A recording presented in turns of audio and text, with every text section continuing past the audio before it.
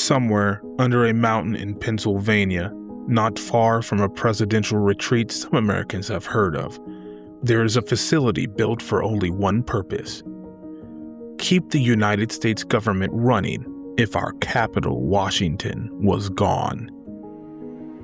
They call it Site R, Romeo. It has a place underneath the Pennsylvania mountains and has been there since the 1950s. And yes, this is a true story, officially documented, government confirmed. You could drive near it today, but I wouldn't recommend it. But somewhere between the real bunkers and secret military bases, the lines get blurred in reality.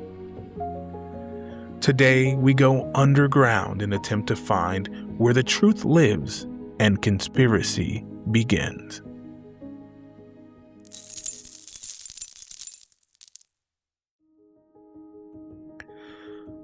Welcome to Project Shattered. I'm Nathan Roshan. You know the drill by now. We take a project, a program, something the government built and didn't exactly advertise, and we crack it open. We look at the who, what, when, where, and why. Once we answer those questions publicly, the project is shattered. This episode isn't about any one specific project, mission, or government agency. Today, we are talking about a system of strategic military and government facilities built to withstand the apocalypse, a world war, or nuclear winter. We are talking about deep underground military bases, also known as D.U.M.Bs. Over the years, discoveries about these facilities has emerged telling of secret military programs, human and alien experimentation, human trafficking and ritualistic torture, and of secret cities fully functional and capable to accommodate entire populations underground. I cannot confirm or deny any of that tonight. On this episode, we are focusing on what factual and real, and the rest is up to you to decide. Let's start with the most important facility. Cheyenne Mountain, Colorado. They built this one directly into a granite mountain during the Cold War, specifically so it could take a direct nuclear strike and keep operating. This was NORAD's home base. Later, it became U.S. Northern Command, the HQ for Homeland Defense and Civil Authority support for the United States of America. At its peak, it is reported that roughly 2,000 people worked inside the mountain. In 2008, it got redesigned, redesignated, and it became an alternative command center. It is reported that staffing levels have dropped considerably, possibly into the low 500s today. The facility sits under 2,000 feet of solid granite and is roughly 5 acres of space. Structures are floated on 15,000 massive steel springs that allow the multiple structures to limit movement during events such as earthquakes or in the event of a severe bombing incident nearby. While it is considered today as an alternative command center, the design and capabilities of the center would allow us to reasonably assume it still serves a critical structure in national security and incident command. In fact, several presidents have been to the facility in recent decades. Raven Rock Mountain Complex, Pennsylvania. To military and government operatives, it is called Site Romeo or Site R. The bunker sits near Camp David, 10 miles outside of Waynesboro, Pennsylvania, and it was built as an alternative to the Pentagon. It's somewhere the government could keep functioning if Washington took a direct hit. It's completely self-sufficient, life support built in for extended underground operations. 5 buildings with simply a letter attached. Building D specifically designated as presidential quarters. The facility sits at least 650 feet underneath the mountain and has 3 publicly confirmed entrances with 30 feet blast doors that can seal off in about 3 seconds. In 2006, an exercise was run that modeled after H5N1 bird flu. It was treated as a real pandemic scenario, and over a decade before most of us knew what a pandemic actually felt like. 20 years later, in 2026, reports show that President Donald Trump was near the facility at Camp David, but no official reports exist to show if he had visited Site R or Building D specifically. Mount Weather, Virginia. Originally reported to be a weather station for the federal government. Now it's FEMA's primary COG site or continuity of government site. This is where senior federal officials would relocate in a critical national emergency. It is 48 miles from the U.S. Capitol and among the rolling hills of western Virginia. It's roughly 500 acres, give or take depending on the source, and was actually used as a summer White House by Calvin Coolidge in 1928, prior to its strategic classification.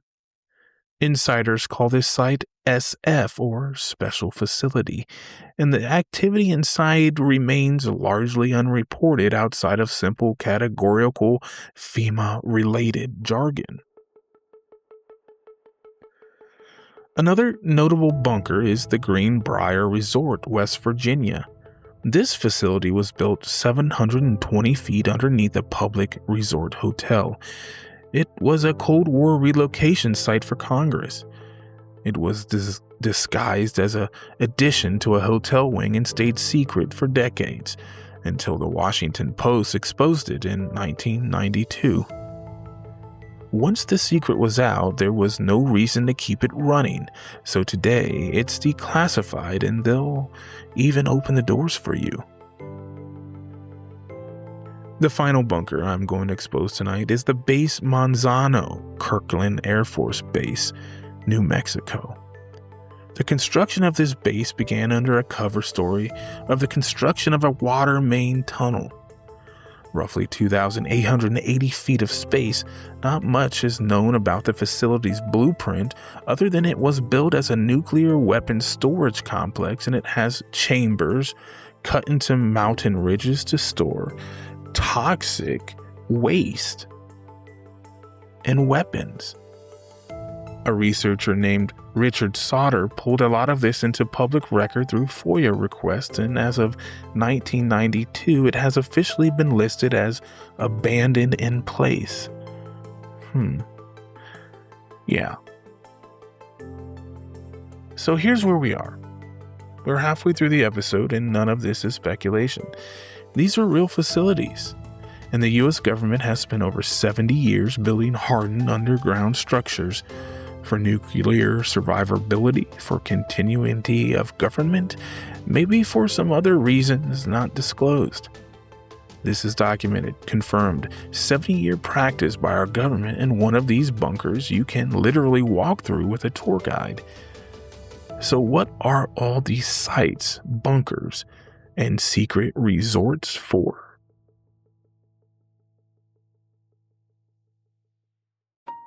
In the mid-1990s, a man named Phil Schneider started giving public talks. He presented himself as a former government geologist and contractor, somebody who said he'd personally been involved in building deep underground bases. His biggest claim centered on a location in New Mexico, Dulce to be exact. He described an underground facility there, one he said was shared with something other than us. He described a violent confrontation where 60 people or more were allegedly killed or injured. He reported that several unfathomable events had taken place behind the veil of society, and he didn't stop at just one base.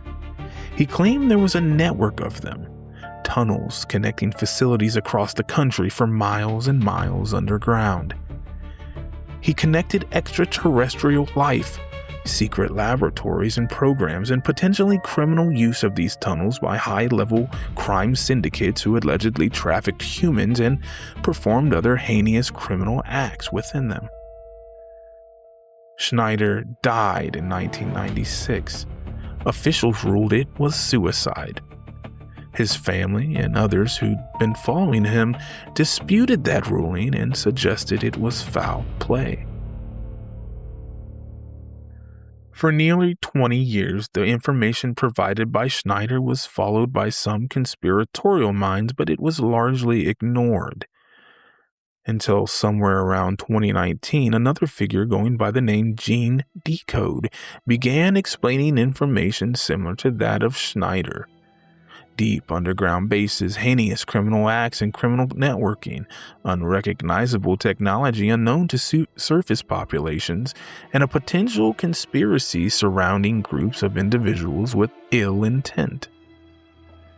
Decades of documentaries, forum threads, podcast circuits, everyone retelling the information ever so slightly, leading to some distortions and possible misunderstandings.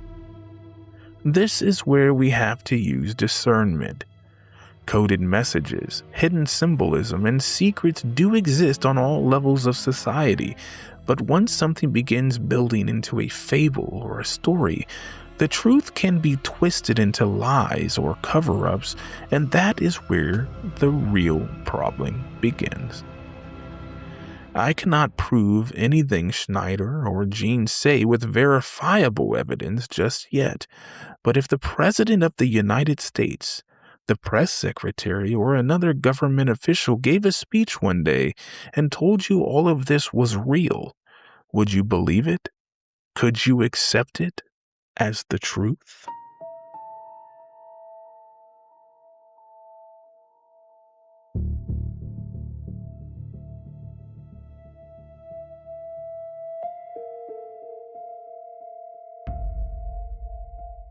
Okay, you know this segment. It's separating the facts. So what is verified? The United States government has built and operated multiple real, documented deep underground facilities for continuity of government, nuclear survivability, and other classified reasons since the 1950s. Cheyenne Mountain, Raven Rock, Mount Weather, the Greenbrier, Manzano Base, all confirmed, some of them publicly accessible right now. These facilities have run real, documented exercises, nuclear attack scenarios, pandemic scenarios, and continuity of government drills. What I may believe from my own research but cannot verify yet. Any claim of a nationwide high-speed tunnel network connecting these and other bases, uncorroborated beyond private testimony.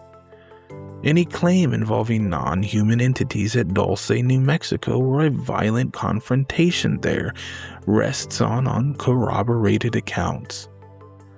And symbolic readings of public arts, airport murals, and architecture as coded messages about secret bases.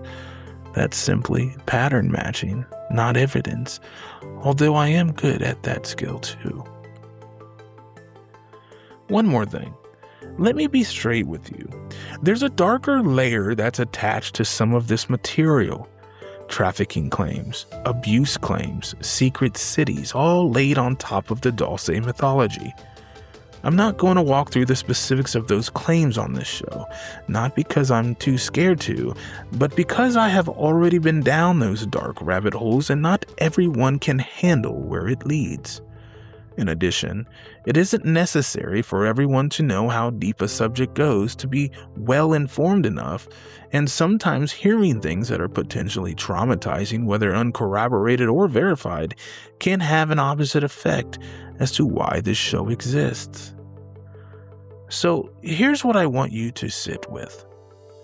The government has facilities you don't know about, and some could probably care less about. That's okay. But the more you know about how your society and government structure works, the better ushers we can all be in creating and providing a better world for all of us. So here's your homework if you so choose. Go to Greenbrier Bunker, walk through it, then decide for yourself what you believe about the rest. I'm Nathan Roshan, and this has been another Project Shattered. Observe, stay alert, and keep vigilant, because the truth, it's out here. Do you like All Aware Podcast with Nathan Roshan and want to keep up with new episodes? Like and subscribe on these popular platforms: youtube.com/allawarepodcast, rumble.com/allawarepodcast, facebook.com/allawarepodcast, x.com/allawareshow, podcast.apple.com/allawarepodcast, and anywhere else you watch or listen to alternative media. For more information about the show, visit us online at allawarepodcast.com.